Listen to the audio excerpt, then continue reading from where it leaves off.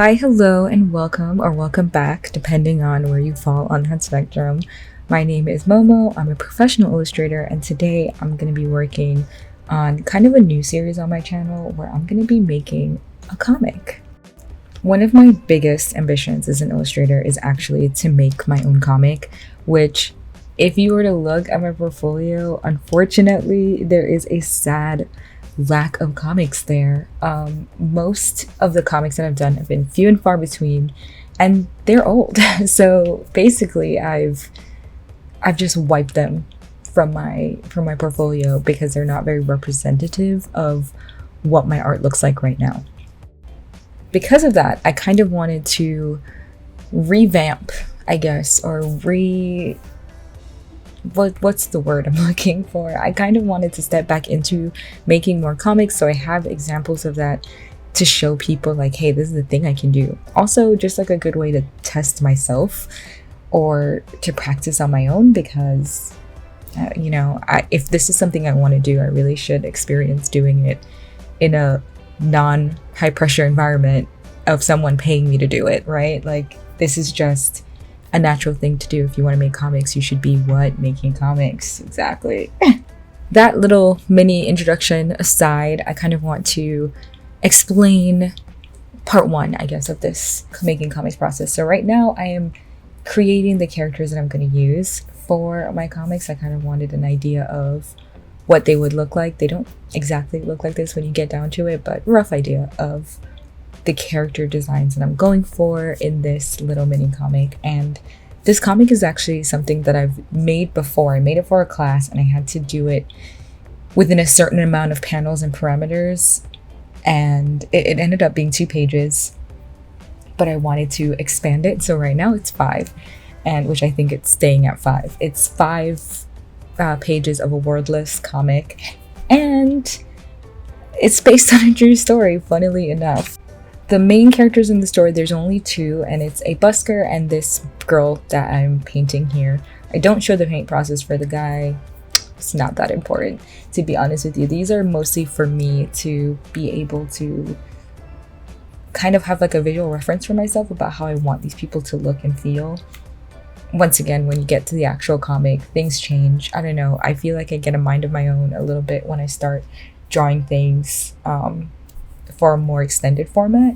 So how I draw them initially is not necessarily how they look, mostly because you start taking little shorthand twists and turns to turn these over a little bit faster.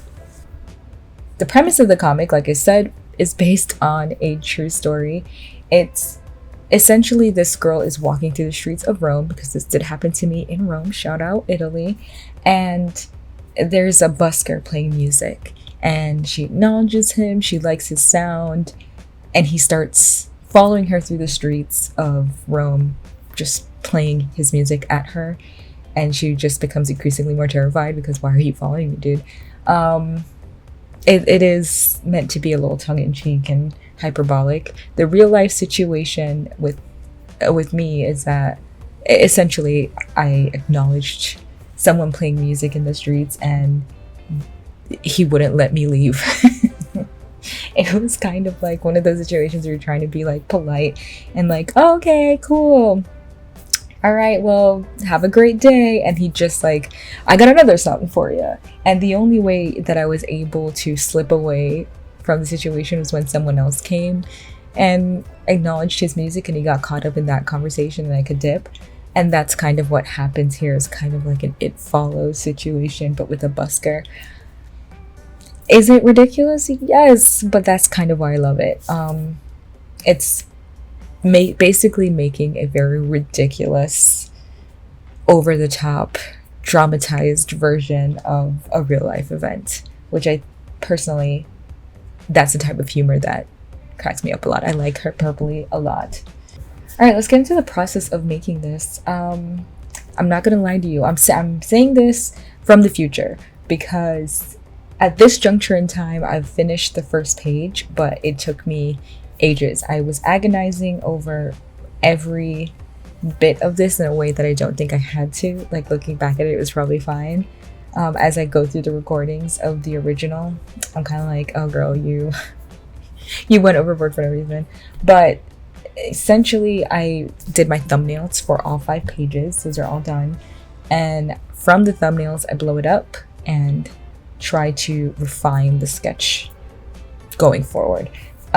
Different people refine their sketches to different degrees.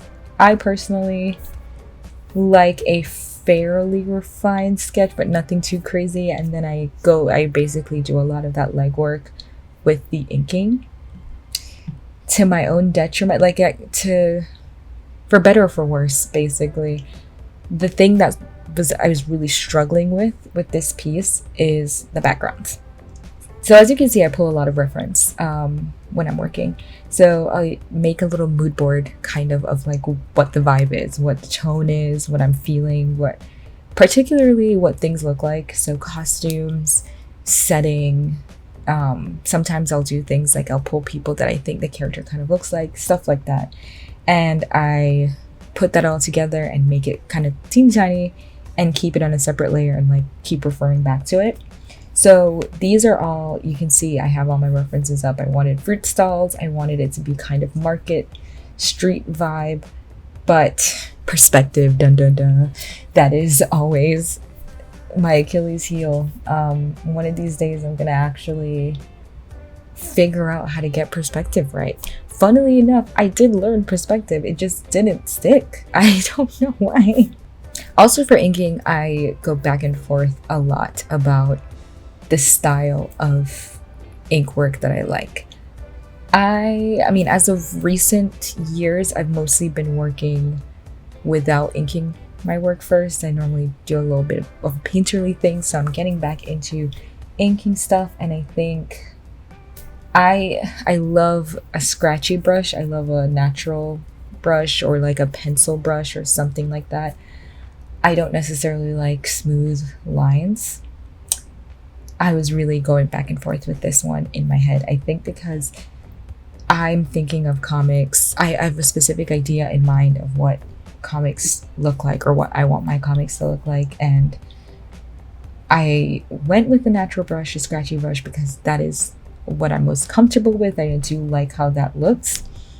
But then when I looked at this after I did all of this inking and I looked at it again, I was kind of like, I don't know if this looks right. And so I re-inked it for a second time using a smoother ink, traditional like ink brush type of brush. And then I looked back at it again and I hated that, so I reverted back to the pencil brush. Listen, it's chaos in my mind. It's horrible, okay? I'm sorry. But I really struggle with like what I want the final product to look like. And I think a lot of the beginning stages of making this comic was me not just sticking to something. I don't know, I was seeking perfection as I always do, and by doing that just crippling myself from being able to do the actual comic. One thing that became very clear, like going back and forth with making the preliminary inks, the first parts of doing this comic, is the fact that my line work just didn't feel, it felt like empty to me. I don't know how to explain it better than that. It needed a bit more depth. Sometimes ink work is more than just outlining things. You have to maybe sometimes add shadows, make areas a little bit more chunky and thicker than others, which oftentimes when you have like an ink brush pen, it can work in your favor because they're tapered. Brushes like the ones I prefer to use are not, and I think that was really messing with my head. So hey, there's a little pro tip for you. Sometimes if you're inking, you just have to like go over a certain section so that it looks full-bodied. I guess is what I'm trying to say. But overall, so far in the process, we've gotten one page done. I'm about to start inking the second page. Fun fact, I did already ink it and I'm inking it again. Yes, because I inked it using the method that I did the second time around inking this page, thinking that this is what I wanted. It's not.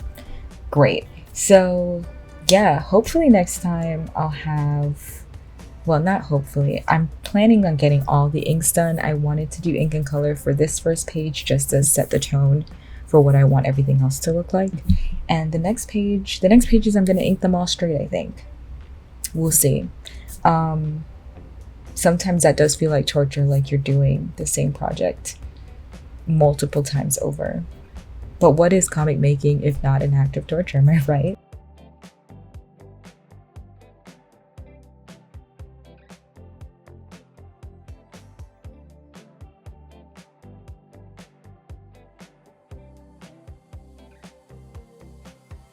And with that, we come to the end of our video. This one is a bit of a different vibe for me. When it comes to making a video, typically I like to give you guys the culmination into the full project, the end result, and this one is a little bit more of piecemeal, a little snippet of what the plan is for it to look like. Which I'm a little nervous about, I'm not gonna lie. But hey, this is taking a while to get to the finish, partially because I am back and forth very often about the look and feel of this comic. I'm a little bit in my perfectionism bag to my own detriment. I'm trying to let go a little bit. So this YouTube video is kind of a process of letting go so that I can actually make something. Because if I'm too much of a perfectionist, the thing never gets completed. So hey, we're trying. So hopefully you enjoyed being along for the journey. There will be more of this comic progress to come. So stick around if you want to see more of that, I guess. If you want to see more of this process or more art process in general, other types of art videos, etc., then please check out my channel. I have tons of videos on there. And if you want to see more, new videos every other Saturday on my channel. Like, comment, subscribe, all the YouTube things down below. Also hit that bell notification, so you know when I'm around, you know what I'm saying? Until then, I will see you next time, and, have an excellent weekend. Or excellent week, depending on when you're watching those. Just have an excellent time, okay? I'll see you guys later. Bye.